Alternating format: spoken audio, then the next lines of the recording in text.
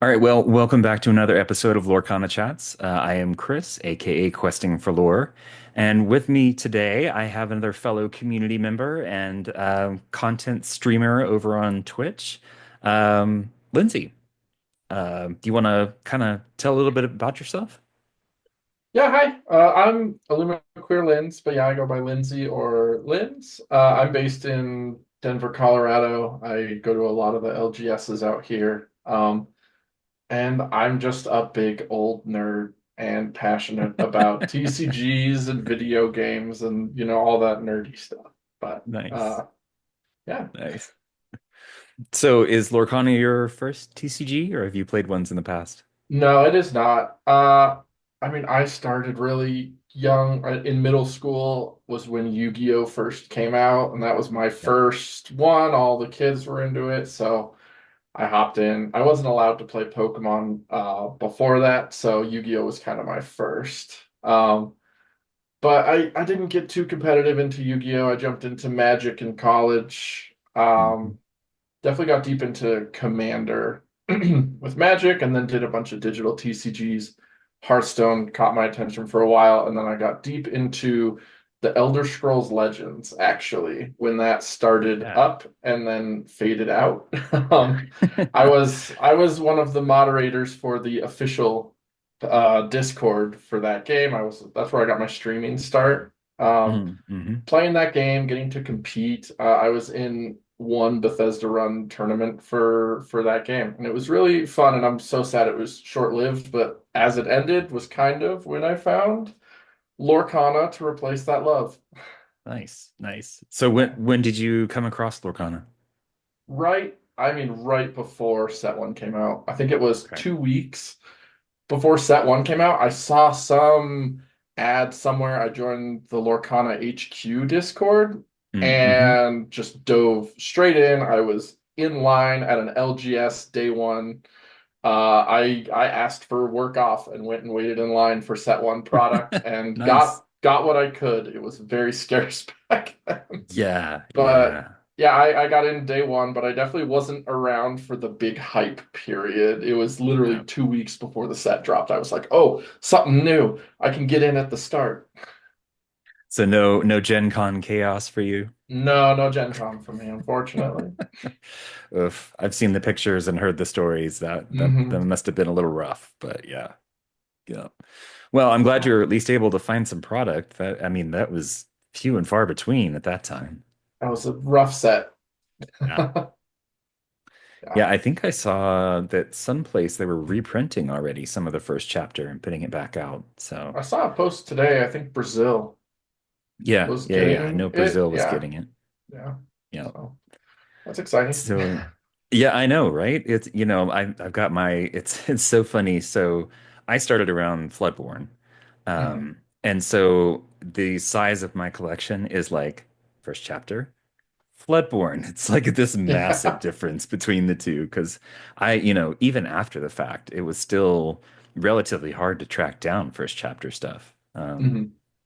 Just because it they hadn't reprinted any of it, and you just kind of had to hope that you would come across it somewhere or buy a box online or something like that. Yeah. But Yeah. um, so I'm always curious about people that have played other TCGs. Um, you mentioned the Elder Scrolls one was really, Hmm. one of your favorites. Yeah. Have you noticed like similarities between that and Lorcana, or are they just wildly different? Sure. Yeah, I'm very much a strategist, which I know we'll get into with the deck building, but and that's what I liked about the Elder Scrolls and why I was so attached to it. It kind of took what Hearthstone did, but added its own strategies. It had lane mechanics. Basically, it divided the board into two lanes, and characters could only attack from their lanes. And Okay. it created a lot more dynamics with where should I put this character. It's not just play a character on curve. It's where should I. And so now when I started Lorcana, I liked that it kind of took the magic aspect of, where in magic you're getting your opponent's life down from 20 to 0. We're Mhm. flipping that now, and that really changes how we strategize in this game because aggro now is not, playing characters that punch your opponent. You're wanting to play characters that are just giving you lore, and you're trying your best to protect those. So it totally flips what aggro means for us, and I think that's really cool. And I've been really enjoying that in Lorcana, and how it's just that slight tweak difference has helped make my strategic brain go. Yeah, I imagine it's, it kind of takes a little bit to get used to when you're coming from, especially Commander, that's kind of a Yeah, little, not even vanilla Magic. It's a little yeah, different, but it's wild. Yeah. yeah, yeah. I've heard stories. I played Magic back in like high school. Hmm. Very, very little of it. And so, people talk about it and I'm like, "Oh yeah, I remember kind of that." And then I start like because of course before Lorcana, I was like, "Oh, I kind of, got a hankering to play another TCG." And so I was like, "Maybe I'll pick up Magic." And so I got some starter stuff and I looked started playing it. And I was like, what the heck is all this stuff? It's just so much. Yeah, it can And the be cards have, paragraphs of text on them. complex. Oh yeah, I mean, Yeah. we're gonna get there, and I know Yeah. we are, but Yeah.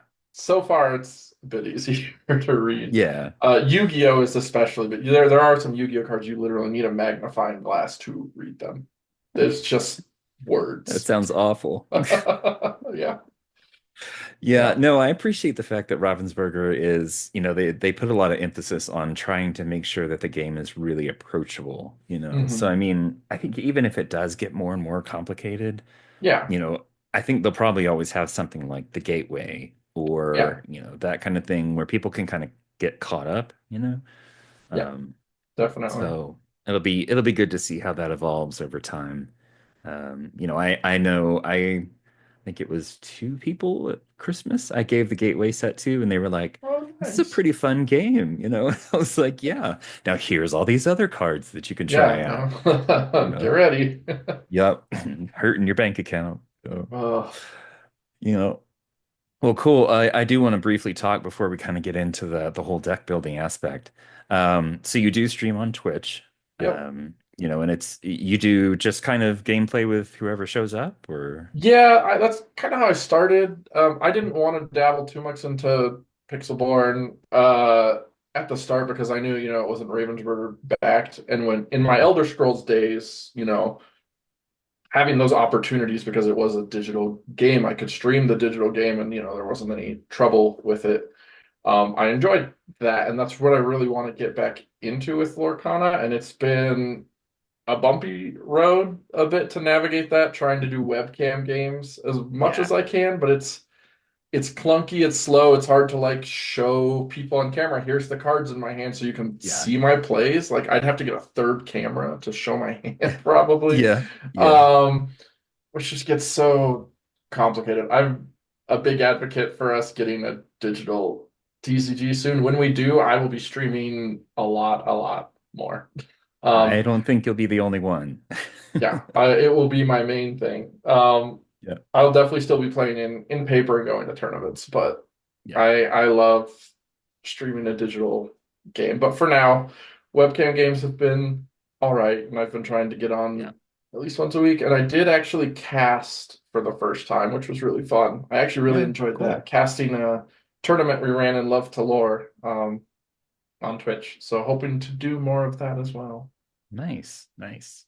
Yeah. Well, and we'll talk a little bit about the Love to Lore stuff after a little while, Mhm. but yeah, that's really cool.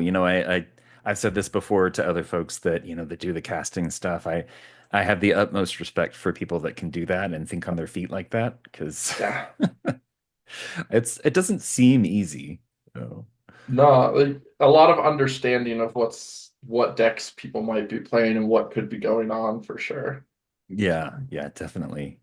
So did you do like any practice or research or anything before you did it, or was it just kind of off the Not cuff? really, just kind of jumped into it. Like I told the Love to Lord people, I was like, I won't participate in this tournament, but I'd love to like cast and just show everybody kind of what we're doing in this server and the the people that are playing, and that we're pretty good and have come up with some really fun decks. Nice, So it was nice. pretty spicy. It was fun. Yeah. I'm sure. And it's we can go ahead and talk about it since Yeah. we keep touching on it. But um, so it seems like it's grown quite a bit. It's been Love Delore's been around for Oh about a year gosh. or so, at About, least. yeah, it Yeah, wasn't set one or set two. I think around set three, I want to say was when we yeah, started it. sounds about right. But And yeah, I was reached out to pretty early and got involved with the competitive side of it, but it is just a big server for anyone that's female or any other gender that's not male, basically. Just as a community space for us to build in Lorcana. And hmm it's been really great. nice. And Yeah. y'all actually do have like a competitive team and everything, right? Yep, that's what I'm helping co-captain right now, starting up a competitive team. It's a little different than others where they're more like local because we're Mhm.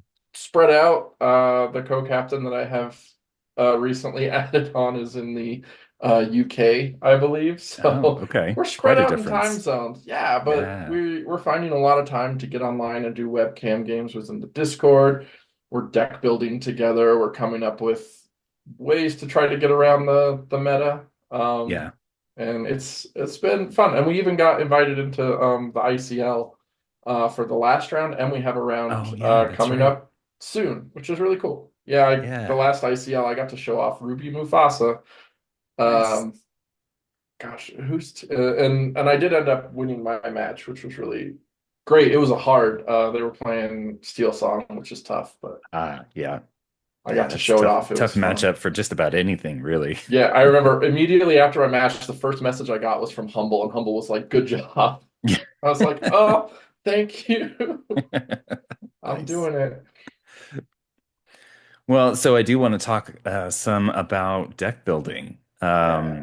I know I've always seen like on Twitter, Blue Sky, Hmm. the posts that you make about all these different kinds of decks, even before the sets even come out. It seems like it's just kind of like a constant stream, which is really cool. Yeah.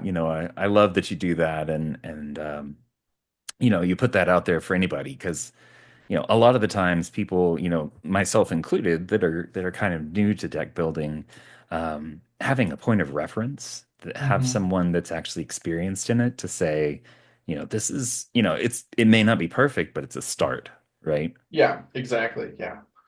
Yeah, and Yeah.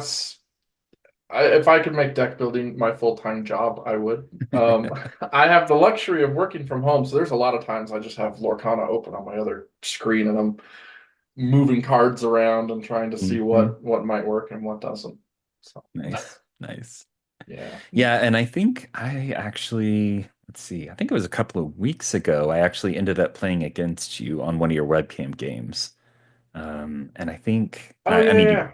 you beat me completely, Oh obviously. no. I forget what I played, but it was something. It was kind of a little off the wall anyway, I but remember. yeah, it Yeah, yeah. was, yeah. But that I, But I like those games. I like off the wall, fun, off meta. mhm. Hmm. Sometimes it's nice, you don't have to worry about, okay, well, I have to compensate for this, and you Hmm. know, how much sapphire am I going to see? Uh, Yeah, we all know it's coming. Yeah. hmm. So I'm curious. Okay, so as far as like the basic fundamentals of it, what are some of the things that if somebody's, just starting out with deck building and potentially even just starting out with TCGs, because Yeah, Lorcana is the first one for a lot of people, yeah, it can um, be. or just, looking to get better, what are some of those like fundamental things to think about for building decks? Yeah, I think there's a couple things, and I think the first thing you really have to decide is your play style, and that takes some time with testing other other decks. Like, do you like control? Do you like the Ruby Sapphire item control type play? Are you more of a mid-range, like some Steel Song, Mufasa, like you like that middle game plan where you get up to some top end, but you're controlling more at the start? Or do you Mhm. like aggro? I know a lot of people just like, I just want to turn my character sideways and go as Yep, just fast put as I out the little can. guys. Yep, yep. Or if you like combo, which I think we're finally starting to get towards some of those hmm decks. I think it just takes getting a larger pool of cards, but we're starting to get more towards combo decks, which will become a thing. So Yeah. that's, I think, the basic. Figure out which one of those you like the best, and then you can decide, okay, well, which inks do I want to use with that? What would work with that? And kind of go from there. If you have a specific card in mind, building around that can be good, depending on what the card is. There are probably Yeah. some cards that Yeah. might not do as well, unfortunately. There's a lot of my favorite characters have cards that just don't see play, which is too Yeah. bad. But Yeah. There's a lot if of you those. Yeah. yeah, if you're building for a meta, you're building for competing, then those are the kind like you want to make sure you're playing to that. Yeah. So Yeah. yeah. So there's a few terms that I want you touched on in there that somebody who may not Hmm. be as familiar with different kinds of decks might not know. Yep. So the first one was control. Can you kind of Yep. describe that a little? So control is a very slow game plan. It's what we think of when we think of Sapphire for the most part. You're playing your ramp pieces to try and build up to this big top end that is just going to control what your opponent can do. It's why it usually loses to aggro if we're doing the rock, paper, scissors, because aggro can just go too fast for control to get where it needs to. Which I think we're going to run into some issues with that this set, and I think control is going to be a little too good, but we'll Yeah. get to that later, I think. Yep. Um, but basically, you want to ramp up your pieces so then you can get to the big board wipes, your big Sisus, your B preps, and then just kind of control the board. And Okay. you're not letting your opponent stick any characters down. And in the meantime, you're putting down your big pieces that win the game. Like your win cons are Tamatoa and Dime. Like they cost 8 and 7, Mm-hmm. like these big things that you have to get to actually win the game. Um, so it's a slow game. You're in it for the long haul, basically, for most control Yep. decks. You're not winning in a couple turns. Yep. Yeah. Yeah, I know. That's been kind of one of my frustrations. I have played a lot of aggro decks, and we'll touch on Mhm. aggro in a second, but a lot of the control stuff, it takes so long. It's Yeah. not The it's reason not for somebody who doesn't have patience. Yeah, and I it's not to say I don't like control. I was a control player in the Elder Scrolls game. I think it Mm, was called the Scout play because I liked the ramp and I liked getting up to those big things. But in Lorcana, I actually have not enjoyed control that much. I don't really like playing a lot of the item cards. It's not my style. And like when I have played it, the mirrors are just so long and yeah. almost I at set champs whenever it's control versus control, there is almost no game that doesn't go to time. And like I don't mind a long, skillful game, but if we're just unable to finish in time anytime and we had just have to take a draw, I don't like that for myself competitively. And that's Yeah. not the direction I really want to go.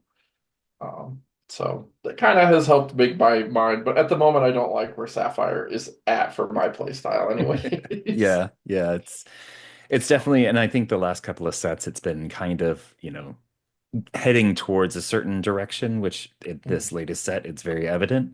Yep, But I think yeah. we're there. Yeah, yep. Okay, so another term that was in there was mid-range. Can you kind of describe Yeah. what that means?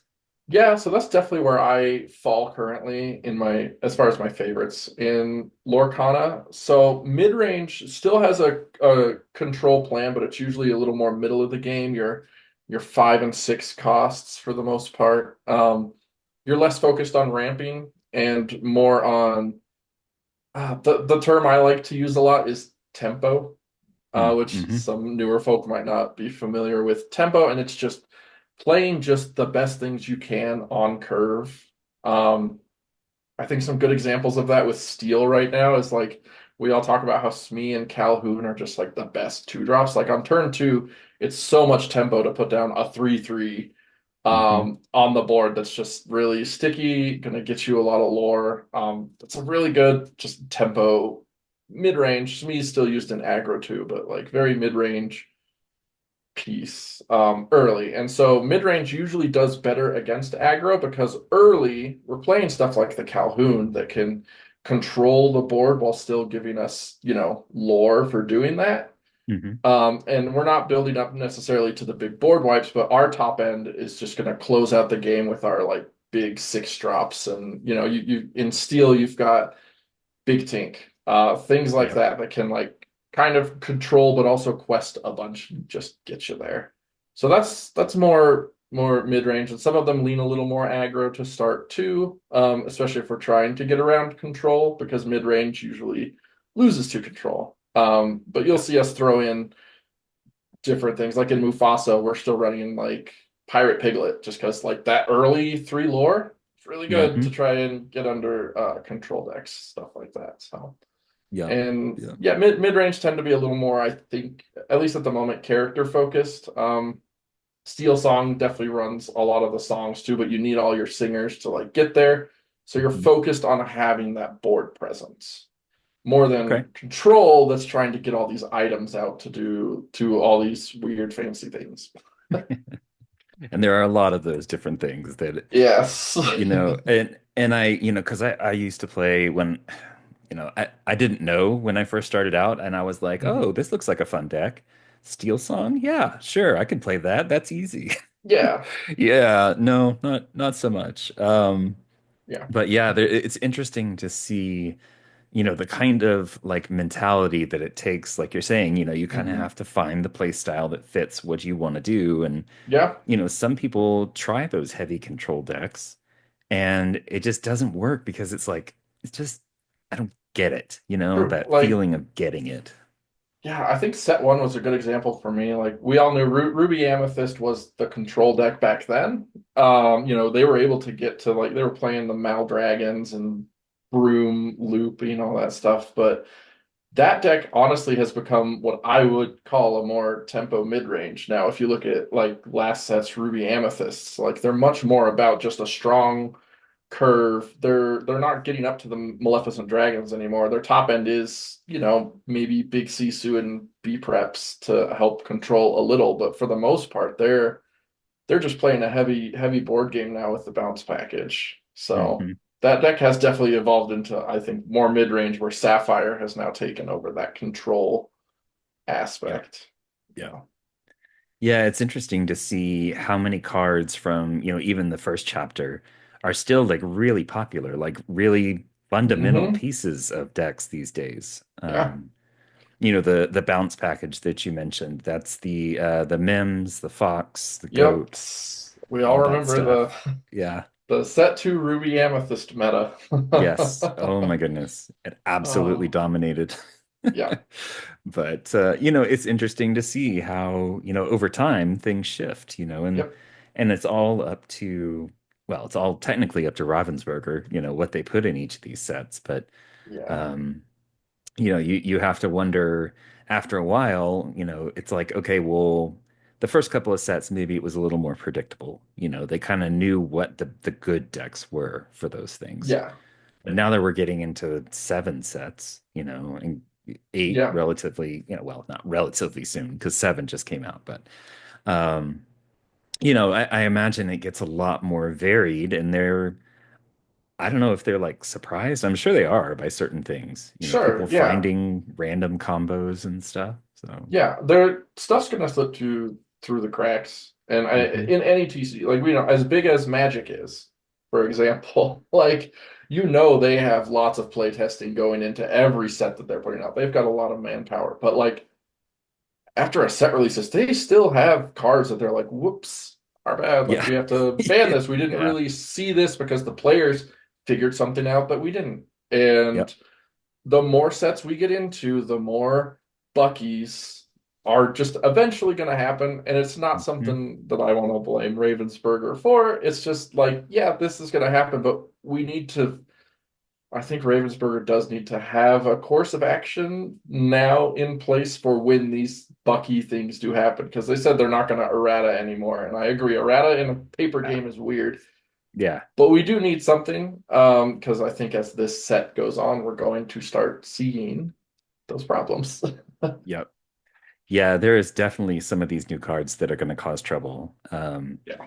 And there's ones in the past. I mean, obviously Bucky with the errata, that was kind of a an extreme reaction to it. But and then there were Yeah. people complaining about the Diablo.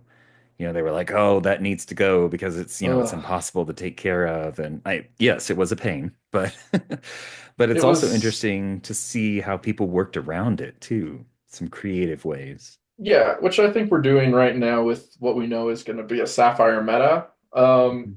Some of the struggle, I think a lot of us, there's a lot of us deck builders that are talking where we're like, yeah, we found a couple things that like maybe work.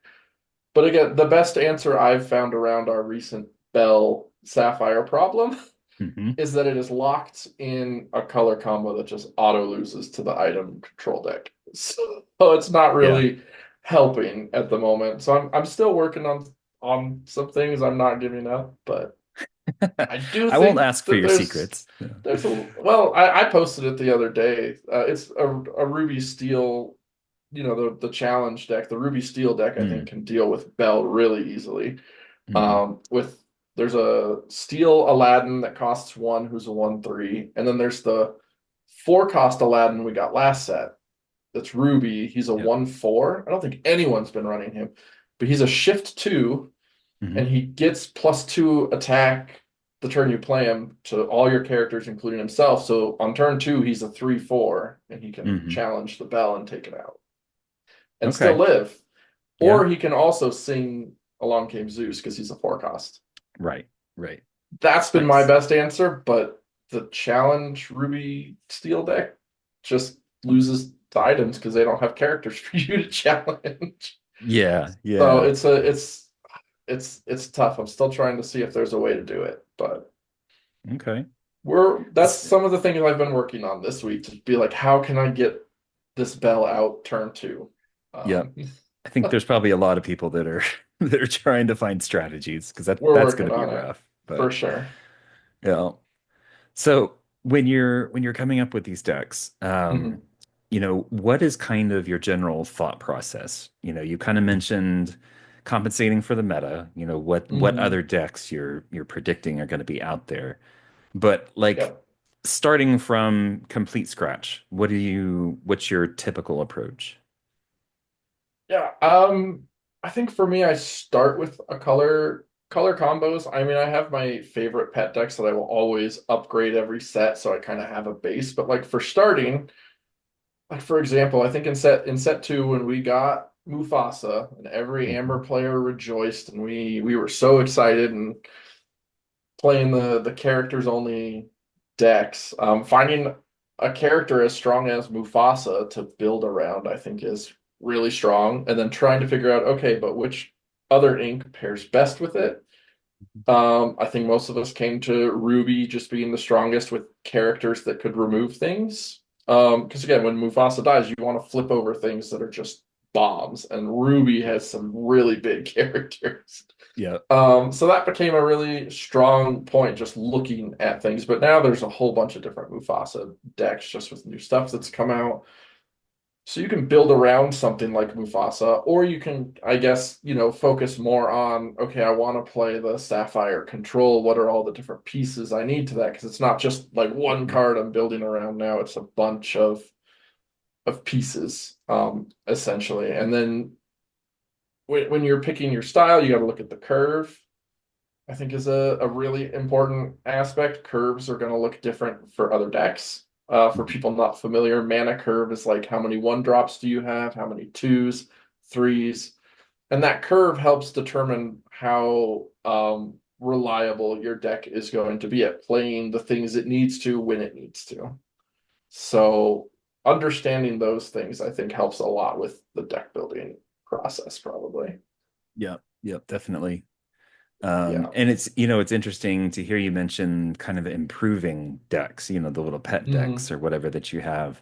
Um, that's kind of a whole different kind of mentality, right? You have these decks, but I mean, if you've been playing them for long enough, you kind of understand where they're going and Yeah. how they feel and to be able to sit down with that and say, okay, I've got all these new cards. Can I do anything fun with it? You know, Yeah. it's kind of a whole different, not completely different mentality, but it's kind of a different approach, I guess. Yeah, and it definitely makes reveal season super exciting for me. Yeah. Getting to be like, oh, that seeing a card be like, oh my gosh, that's going to be so good in Mufasa, which set 6 was, I think, a very exciting time for Mufasa players with Raya and Judy, all these characters that helped ready our characters to keep them safe was big, and Mufasa was great last set, I think. But then this set, watching through everything and being like, we didn't really get anything this time. They focused more on like I think most of the Amber cards were either singers again, or I think the Amber Emerald got a lot more focus than what like a Ruby Mufasa could run. So Yeah. you with pet decks, we do have to be careful of like not every set is going to be our set, and I know Yeah. Mufasa players ran into that this set where we were just really bummed at first, being like Sapphire got everything and we got nothing. Yeah. Yeah. Our time will come. I try to keep that in mind. Amber's Yeah. time will rise again. We had a good first couple sets. We'll get back there. Yeah, I have no doubt. I mean, especially with some of the stuff that looks like's coming, like you can Hmm. kind of tell it's interesting when you get a new set, you can kind of tell, okay, I see some pieces, right? Yeah. That it's just not quite there yet. And Yeah, kind so, of agree. The racers this set, 'cause I know a yeah. lot of us Mufasa fans were very like all the Amber Ruby cards were racer themed, and we only got 4 racers. I think Hmm. we got one that wasn't a Ruby Amber duel, and then one of the Ruby Amber duels was Windy that wasn't a racer, but it wasn't enough synergy that like there's no racer deck that's really going to be good this set, but I do think it does lay a groundwork for hopefully more in the future. Hmm. Because I will say, as bad as he is, this set was just not enough racers to work with. I think King Candy is a very exciting card Hmm. because anytime one of your racers dies, doesn't even say during your opponent's turn, you can just start throwing racers at your opponent's character. Then Yeah, you get to yeah, start banishing more things. And to me, that's really strong and proactive. I like proactive game plans where it's like I can start throwing these and just wipe your board. I don't need B prep. yeah, But yeah. we just need better racers, which I hope pray are coming. I think like Racer Mufasa could become a thing, which I That'd think be would be interesting. really Yeah. fun. I think the King Candy card could be really great, and I'm excited to see if we get more in the future. But this set, not enough, not going to Yeah. happen. So. So speaking of this set, do you think, or have you found that the dual inks have had that much impact? Yes and no. There are certain ones I wished were better. Hmm. With them being locked into their ink, I was really hoping for them to really push some archetypes. And that's clear with some of them that they definitely are, and some of them feel like shoe-ins for certain decks, and then some kind of like the Amber Ruby Racers, where it was like, but we really don't have racers, and we only got 4 this set. Yeah, So it's not enough to really build a deck around. So that was like that's a big bummer for Ruby Amber players. yeah.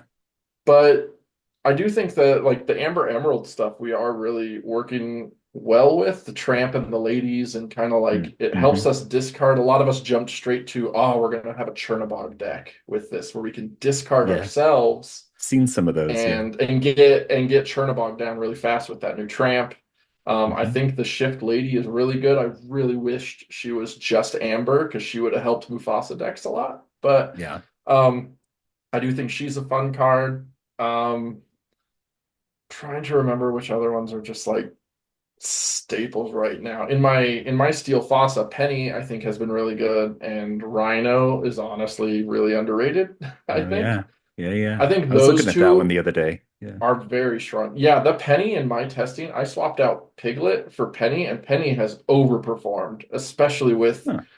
Sapphire Steel being so good because she just comes in and gives something resist. Hmm. She can even give it to herself. It just helps your stuff live to quest more because we're trying to be more aggressive this set with Steel Fossa. Hmm. So I liked that one. I thought that was actually a really good dual ink. I think it's really strong. But again, I think most of them didn't quite reach the potential I think most of us hoped for. Yeah. For them being locked in their dual ink, they didn't feel as strong as they could have been. But Mhm. it gives a good hope, I think, for the future of that. I hope we get dual inks every set to I keep think we probably will. growing those archetypes. I think it's fun. Yeah, yeah. And I'm glad they didn't like flood the set with them. It's not Yeah. like there was like, out of the entire, what, 200 card set, over half were dual inks. That Yeah. that would have been too much. So, Yeah. And now that I remember now the ruby steel ones are the ones I think that were probably the most exciting mhm. because they really brought that deck to life. Even though it's not going to do well against the item deck, I have been testing my own version of it against any deck that's not the item decks, and it is so good. Mushu Nice. has surpassed my expectations for how good he could be. He forces opponents to really have to play around him. Hmm. And I think the new Shift Mulan is also just excellent. Good design, really strong cards. They're inkable too, which I think with the Ruby Steel duels, they nailed it. Those are the ones I would look at and be like, do that for all the inks. Yeah, yeah. Like they've got their archetype now, really give it some juice. Hmm. Don't mess around with these racers with Amber Ruby, whatever. Like give Amber Ruby some juice. Give Yep. them some Yep. really strong cards. So I hope we get more like what we got with Ruby Steel. I think those ones were the best, probably. Nice. Nice. Um, yeah, it's so oh, I completely lost my train of thought. Um, no. No worries. Um, the meta, that's what I was going to talk about. Oh, meta. It's interesting to think about, like for those not familiar, the meta is just kind of what's being played, right? Yeah. Like What's we've been winning? talking a lot about, what's winning. Yeah, that's true. We talked a lot about the Sapphire stuff for set seven. They got lots of really cool cards, so it's pretty obvious we're going to see a lot of that. Yep. Um, but I'm curious when you're working on your decks, are you just building stuff to go against that, or are you trying to like come up with little off meta kind of things? And, Yeah. how do you determine what the lines are, how you play the cards and everything? Yeah, so I'm still trying to keep some other decks in mind. My locals, I mean, we had our first tournament Saturday already, and 50% of the field was Sapphire Steel, which was Hmm. disappointing to see. But so that is where a lot of my building is going. But there's still some people that are really trying hard with some of these other ones. There's people on the Amber Emerald Chernobog. There's people trying the Ruby Steel. So I Hmm. still do keep these in mind. I think the Ruby Steel, especially when I'm building like my Mufasa decks right now, I have to like keep in mind like how easy does this die to these Calhouns that are now getting 4 lore per kill? Yep. I'm running a character heavy deck. This deck is very susceptible to Ruby Steel, so I do have to keep it like in mind and make sure I have ways to play around. I know in my Steel Fossa for that, that's where Bagheera has been good. I think Bagheera is a really good legendary that we did Hmm. get just because he's got that bodyguard. Like they have to deal with it, and when they do, it does a bunch of damage to their board. Yeah. So hopefully that could help slow them down while I keep building my character army. Hmm. So I am still keeping other decks in mind, but I will say my builds right now are 90% focused on how do I beat the control blue steel, how do I beat the aggro blue steel, and how do I Yeah. beat the Yeah. the sapphire ruby coil? Like how can I make sure I'm getting under those? How can I make sure that, Tamatoas aren't just coming down and ruining my day right now, which Yep. they Yep. are. So, So, so you mentioned Sapphire Steel, two different kinds of decks. So yes. what is the difference between those two? So I mean, for the tournament on Saturday, I was try-harding, so I went with the Sapphire Steel deck, knowing it was going to be good. And I Yeah. went with the more aggro version. I think people call it the Kiwi version based on last Mm-hmm. set, someone that came up with the idea. It's still running the Popsicle, Fortisphere, Hiram, Bell package, but it is not running any ramp. There's no sail, no TPO. You're just playing the curve. You're playing Bell or Popsicle and Bell on one, which is Hmm. insane.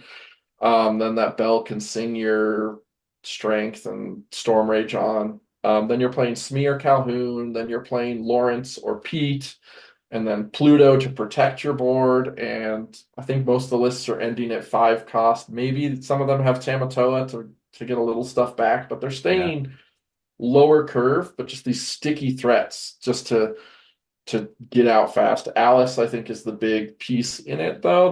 The three Mm-hmm. cost Alice with Ward, giving everything Ward, and it's proving really strong. And that is the deck I ran, and I ran into 4 mirrors in my 5 Swiss matches, and it literally came down to the die roll the last match, and I lost it. Yeah. And we went to 3 games, and each of us won on the play. So that's just how it goes. Yeah. Um, Yeah.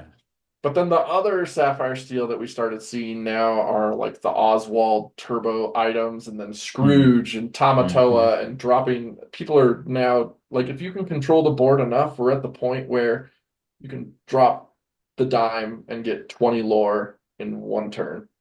And I think That's that's where a lot insane. of people are seeing the problem. I think both decks have a problem. I think getting Yeah. 20 lore in one turn is pretty insane. Um, Yeah. and I do think Bell is overtuned for where we are at in the game. I think a couple sets down the line, Bell might have been okay. Yeah. I think with where we are right now, there is no better turn one play than Bell. Yeah. Hands down. Yeah. There's nothing better you could do turn one, which is why I think Amber Steel is song is pretty much dead. Like, oh, you're 1/2 Cindy that sings 3 cost songs. Here's my 3/3 that sings all the Yep. 3 cost songs. Just And I got to wipe it out there. Yeah. draw a card with Popsicle, so I'm still like cycling my deck. Like, Hmm. you're just so much farther ahead. So those are those two Sapphire Steel decks.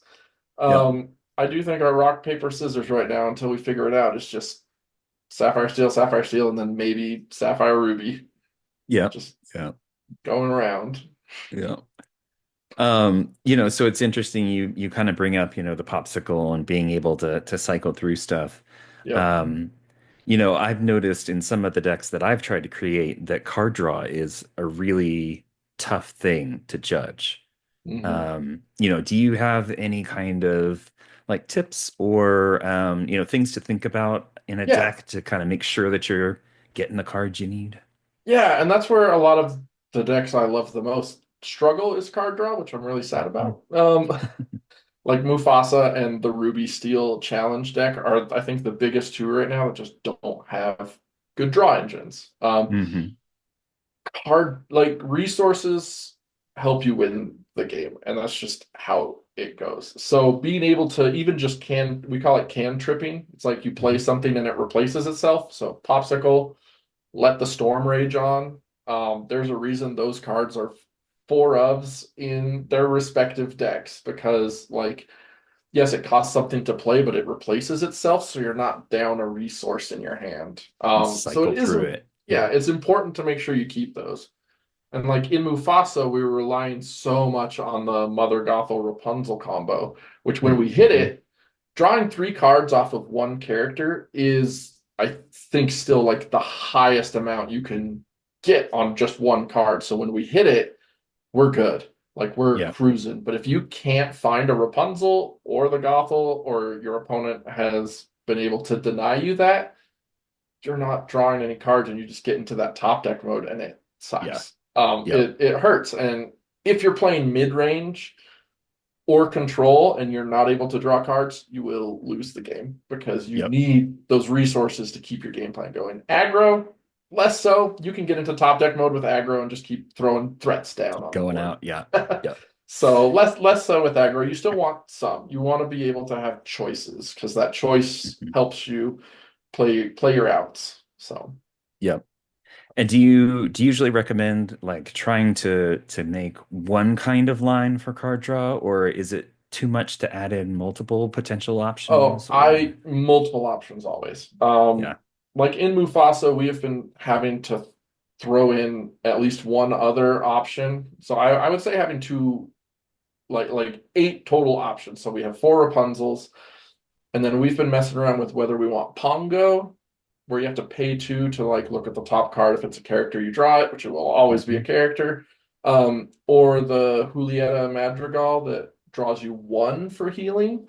Hmm. We go back and forth a lot on which one of those is the best right now. So it just depends. But having that secondary option has helped because mostly I want to use that Julieta to dig for Rapunzel because I Right. need that Rapunzel. If I hit any game I hit a Rapunzel on the board, I feel like I'm cruising. I'm good.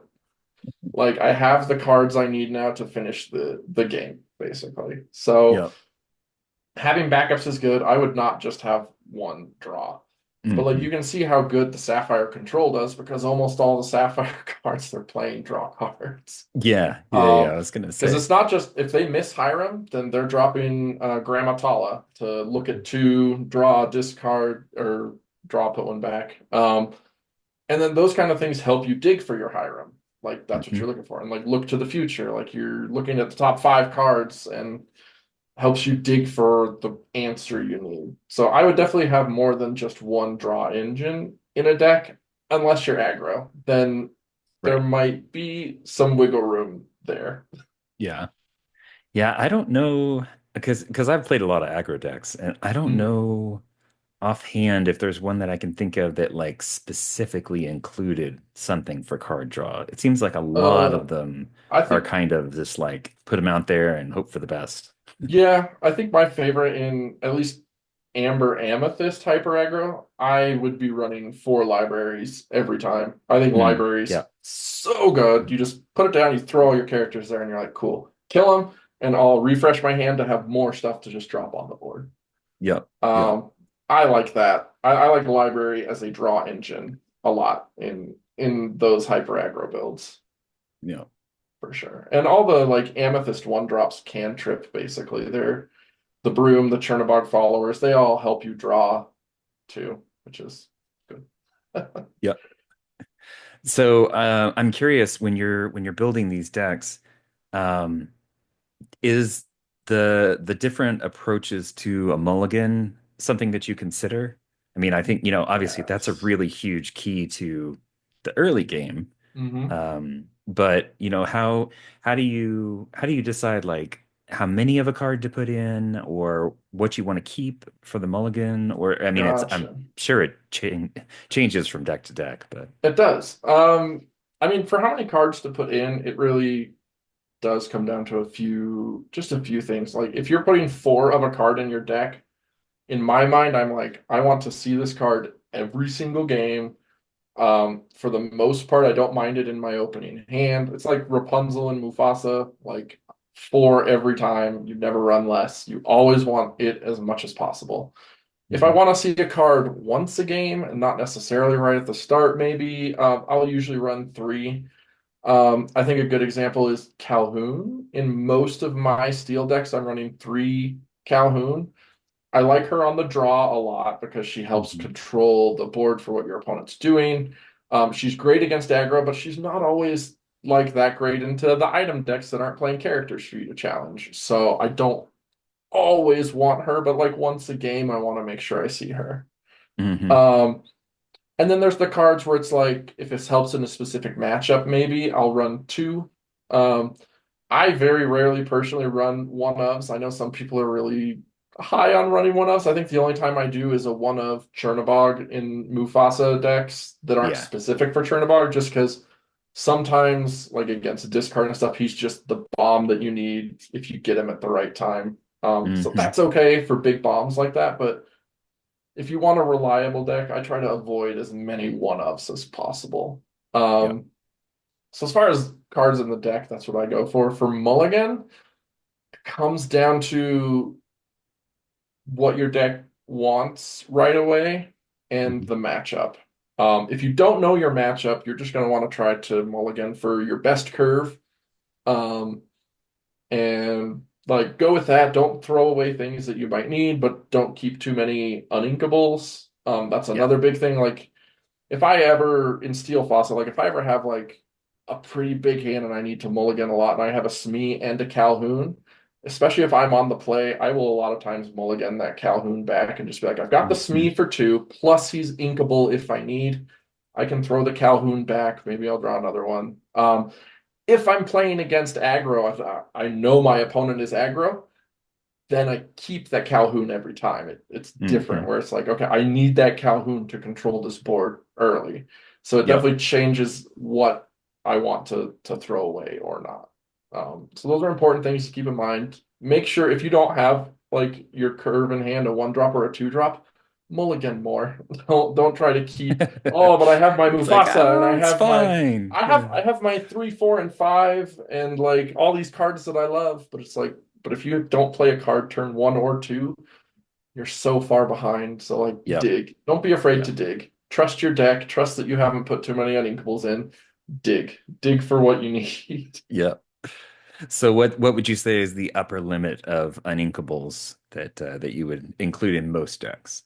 This is another thing that just changes depending on the deck. Aggro can get away with a lot more uninkables because you only ink to 4 or 5 ink. You're not going past that, so you don't need to worry about it. I think in those decks, I comfortably run 18 uninkables. Try Wow. not to go too much above that. I know some people go higher. In mid-range, which is my specialty, Mufasa, my upper limit is always 14 uninkables. If I ever Mhm. go above 14, I feel it.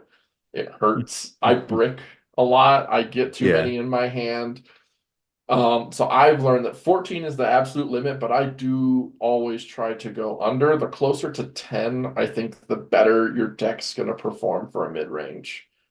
Okay. And it also, if you have more draw engines and more reliable early draw, you can flex that a bit. You can go up a little Hmm. higher. But then I know with the Sapphire decks, especially if you're running things that let you ink uninkables, you can run a lot. Some of these Yeah. control decks are Like the running like Incaster. Yeah. 25 uninkables, Oh my which gosh.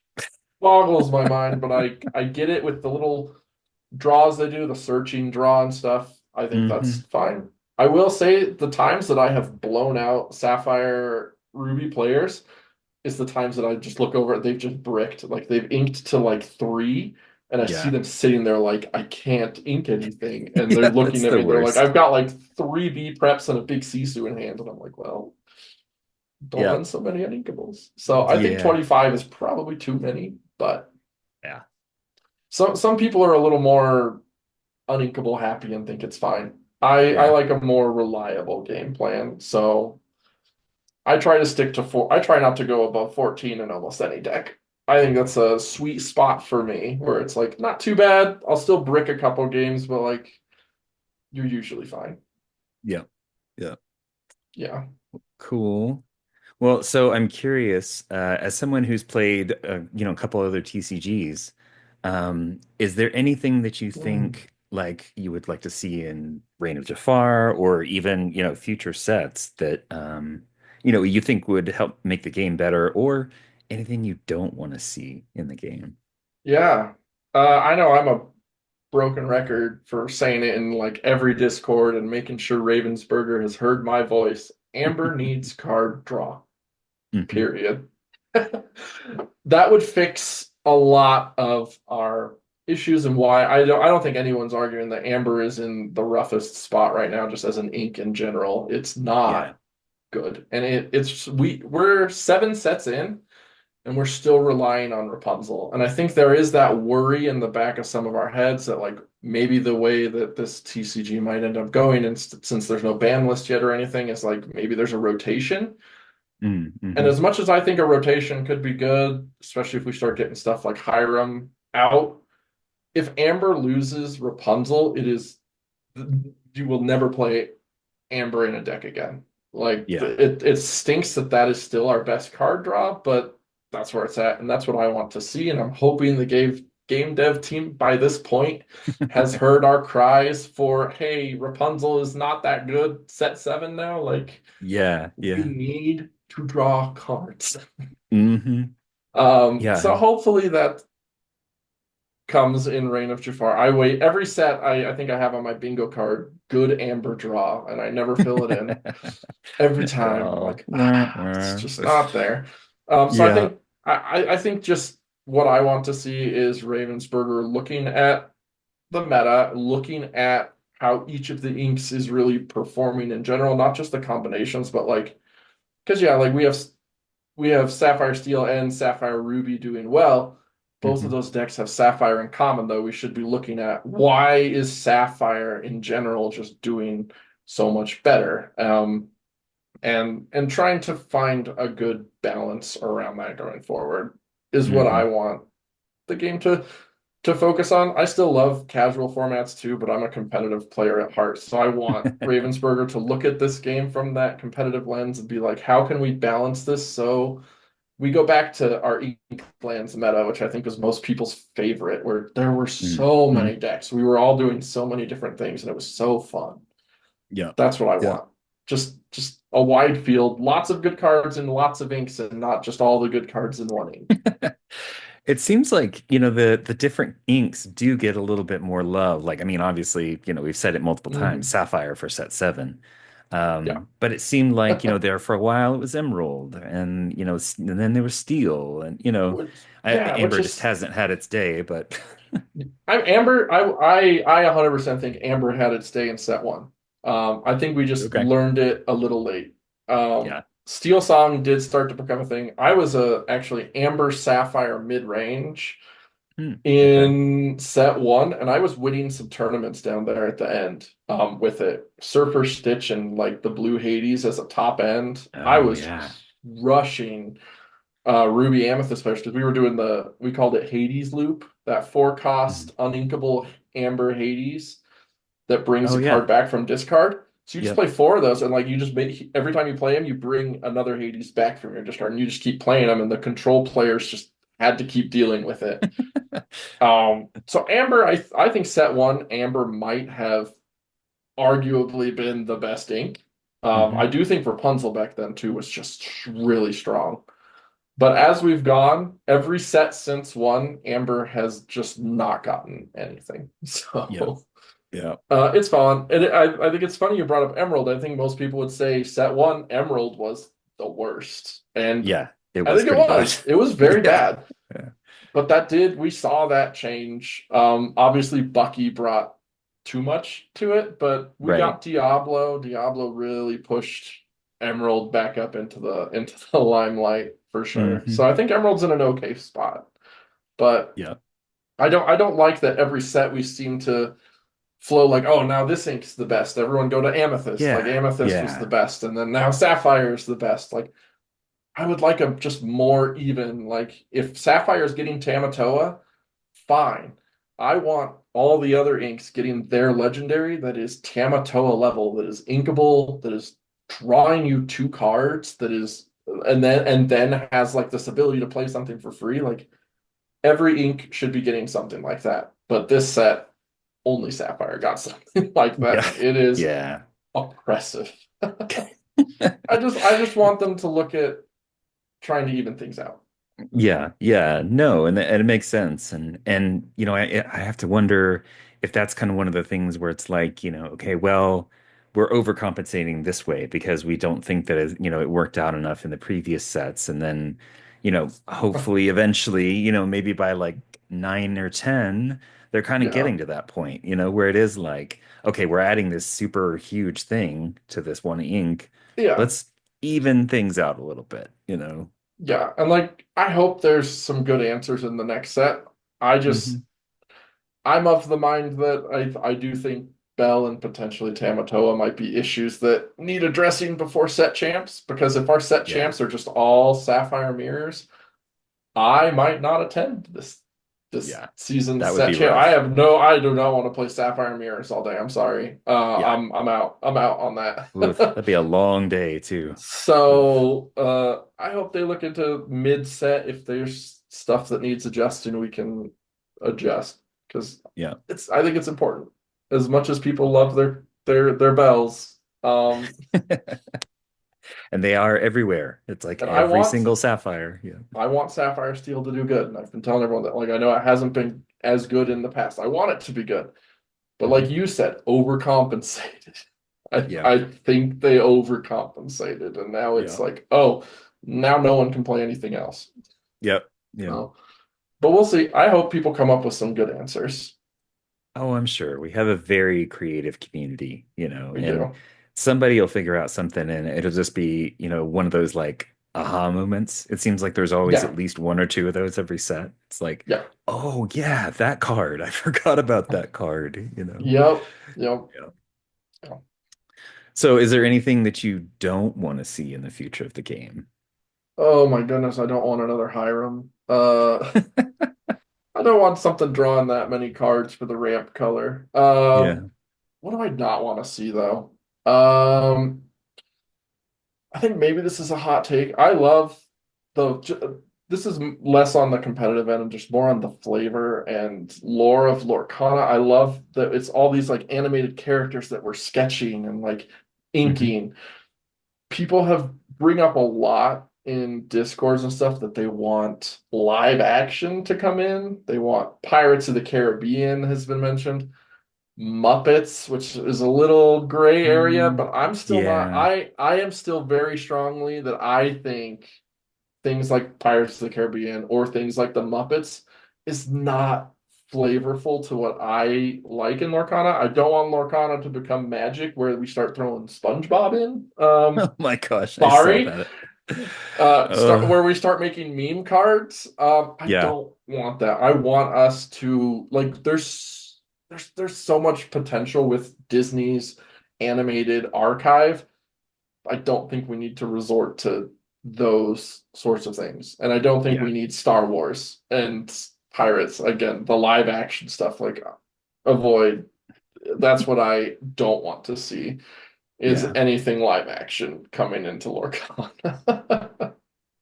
I agree with you. Let me just say that. But it could be interesting if they had, because I know like Magic has like special, like promotional set kind of things, Yeah. right? Oh, Where for you could sure. have that and potentially have, like we had with the D23 set, where it was just a couple of cards, but Yeah. having them more focused on that, where it's like, yeah, Oh, you for could sure. play this in a deck, but why would you? It's more of the I sentimental am value, I am all for that. Like we could have a Halloween set where like Yeah. Mickey's dress everyone's dressed in like different little costumes or something. Yeah. That's flavorful. That's fine. I'm here for that for sure. Different art treatments, all for Hmm. it. I love that.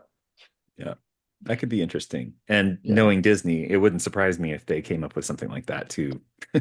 increase the number of things that you could buy for Lorcana. Because Yeah. if there's one thing that Lorcana players are common, have in common, it's yes, we want to buy more. It's like constantly wanting those cards, constantly Gosh. buying Yeah. singles, If special we sets. yeah, more full art treatments that aren't just enchanteds to make Kraken boxes Yes. just a Yeah. little better would be awesome. Yeah. That would be really cool. Yeah. Well, cool. Well, hey, thanks so much for taking some time with me. I Yeah. had a great time chatting, learned a ton. So I definitely appreciate Good. it. Like I said, selfishly, I wanted to know some of this stuff as well. So, Yeah. um, but yeah, so let me end with the same three questions I ask everybody. So favorite ink and card right now. Yeah, I think it's no secret. My favorite ink is amber, which is why I'm just sad over here right now. Favorite card, I bounce between two. Like competitively, it's very obviously Mufasa. Love that Yep. card. Love Mhm. playing it. Art wise, lore wise, and a card that I still want to try and get in some decks. I love Rockstar Stitch. Big fan. Yep. Love that I was able to win the enchanted ones in Set Champs. Oh, nice. I love Rockstar Stitch. I've thought about getting a Rockstar Stitch tattoo. Like I think That's he's awesome. so cool.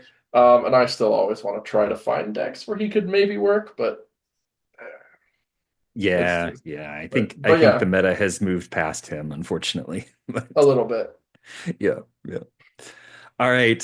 Second question. Favorite Disney movie and why? So I have two, and I cannot decide between the two. That's One, okay. growing up as a kid, it was one of the first movies I saw in theaters. It always stuck with me. It was The Lion King. I Hmm. adore that movie, the music, the story. Lion King, special place in my heart. But I think more even now as an adult, everyone knows I'm a Stitch fan. I'm not even kidding you, 2 days ago I sat down and just watched Lilo and Stitch with a friend. As a It's such a good 34-year-old movie. adult, and I love it so much. Lilo and Stitch is so fun. Stitch was such a great character, and Hmm. just that whole world. I love it. More Lilo and Yeah. Stitch, please. So then I have to ask, opinions on the live action? So I am tentatively excited. I Okay. feel like that's more the Stitch fan in me that's excited.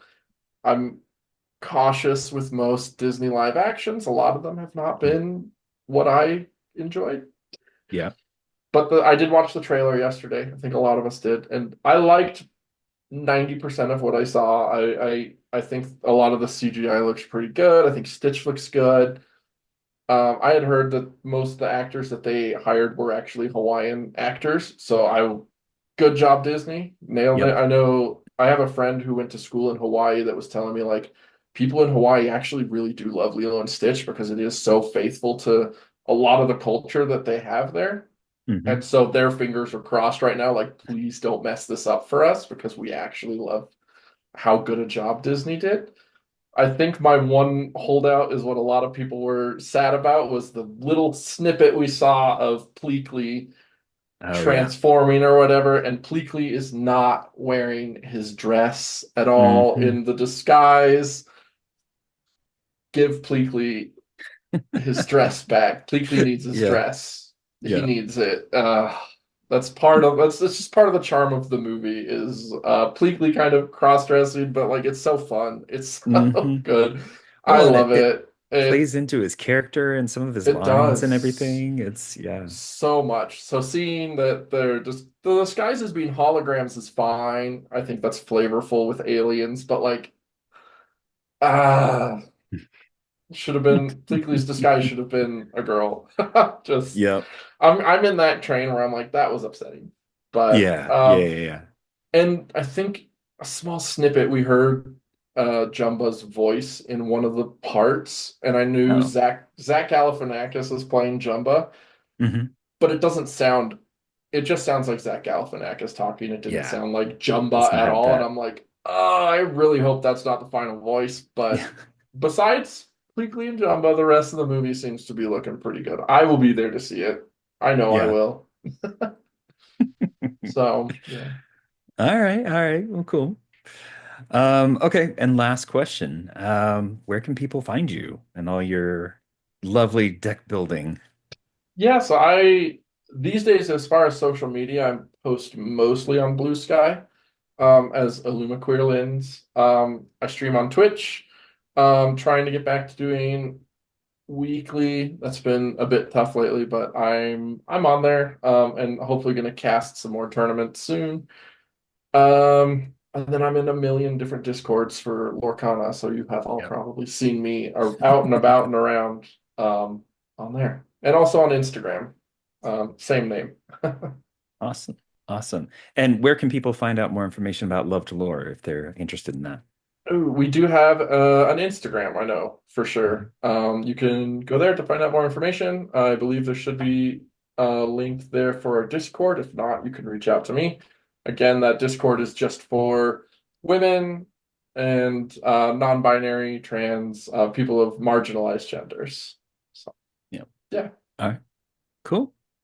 All right. Well, thank you again. And appreciate you taking the time and sharing all your vast knowledge. of course. And yeah, we'll see you around the community. Thank you.